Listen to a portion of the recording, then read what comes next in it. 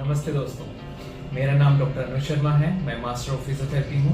करीब 22 सालों से इस फिजियोथेरेपी फील्ड से जुड़ा हूँ और 17 सालों से ज़्यादा का मुझे क्लिनिकल एक्सपीरियंस है। Prevention is better than cure, ये हर चीज़ में लागू होता है और बैक पेन के केसेस में भी। तो ऐसा हम क्या करें कि बैक पेन हो ही ना?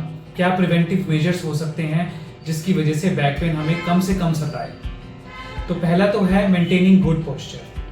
अब वो पोस्चर कैसे हम मेंटेन करेंगे, आइए देखते हैं। तो देखिए, सिटिंग में हमें कैसे पोस्चर मेंटेन रखना है। सिटिंग में हमें ऐसे बैठना है कि हमारी बटक्स जो हैं और हमारे जो शोल्डर्स हैं ये पूरे के पूरे सपोर्टेड रहने चाहिए बैक रेस्ट के साथ। जो हमारी चेयर का बैक रेस्ट होता है उसके साथ, यानी कि बटक्स भी यहाँ से टच रहने चाहिए और शोल्डर्स भी यहाँ से टच रहने चाहिए। और दोनों फीट हमने अपने एक स्टूल के ऊपर रखने हैं, ठीक है। तो स्टूल छोटा सा भी कोई चल सकता है, उसके ऊपर अपने दोनों फीट को रखिए जिससे हमारी बैक जो है वो प्रॉपर सपोर्टेड रहे।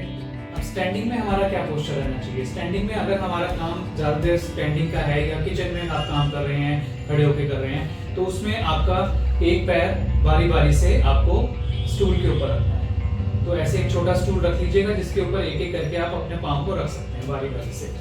तो इससे हमारे बैक को भी पूरा सपोर्ट मिलता है। तो ये प्रिवेंट करता है बैक पेन के अंदर, तो ये ध्यान रखिए। दूसरा होगा कि कैसे हमें काफ़ी देर तक बैठना नहीं है और खड़े नहीं रहना है, यानी कि हमें ज़्यादा देर सिटिंग को अवॉइड करना है और स्टैंडिंग को भी अवॉइड करना है। तीसरा होगा कि हमें प्रॉपर नीचे के साथ सामान उठाना है। जैसे कि अगर मान लीजिए हमारे पास हमें कुछ वजन उठाना ही पड़ता है या हल्का ही वजन कुछ सामान उठाना पड़ता है, तो हमें अपने घुटने मोड़कर वजन उठाना है रादर देन आगे झुककर। अच्छा, और तीसरा है, मैंने पहले वीडियो में भी बताया था कि हमें अपने ब्रेक्स लेने हैं बार बार, यानी कि हर आधे घंटे के अंदर आपको उठ के चलना है, थोड़ा सा मूव अराउंड करना है, फिर आके बैठना है। तो इससे एक जो कंटिन्यूटी ब्रेक होती है हमारी, तो उससे हमारी मसल्स को रिलीफ मिलता है। अब चौथा आता है कि हमें रेगुलर एक्सरसाइज करनी है अपनी बैक और कोर मसल्स की स्ट्रेंथनिंग की, जिससे हमारी स्पाइन जो है वो स्ट्रेंथन रहे।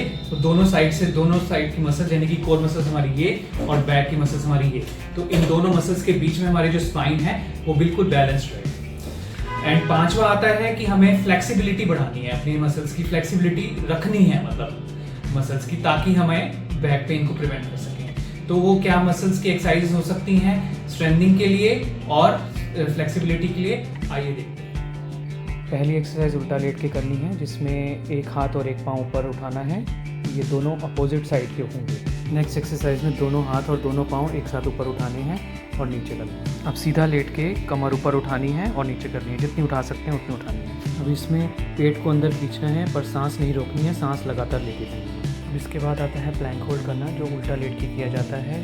अगर आप इस एक्सरसाइज के लिए नए हैं तो आप इसको दोनों घुटने और कोहनी के बल पे कर सकते हैं, जो कि बाद में थोड़ा एक्सपीरियंस होने के बाद आप दोनों पंजे और दोनों कोहनी के बल पे भी कर सकते हैं। अब इसके बाद बारी बारी से एक एक घुटने को मोड़कर छाती तक ले जाना है और बाद में एक साथ दोनों घुटनों को मोड़कर छाती तक ले जाना है। हम दोनों घुटनों को मोड़कर एक साथ लेफ़्ट ले जाना है और राइट ले जाना है। अब इसके बाद ऐसे चाइल्ड पोज में आना है और उसके बाद कैट एंड काउ या फिर कैट एंड कैमल स्ट्रेच करना है।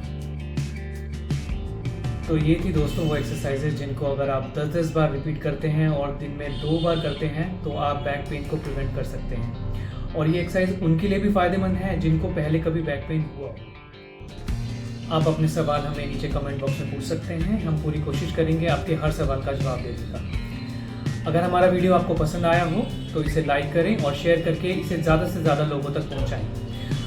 अगर अभी तक चैनल को सब्सक्राइब नहीं किया है तो अभी करें। मिलते हैं जल्दी ही एक नए वीडियो में एक नई जानकारी के साथ। धन्यवाद।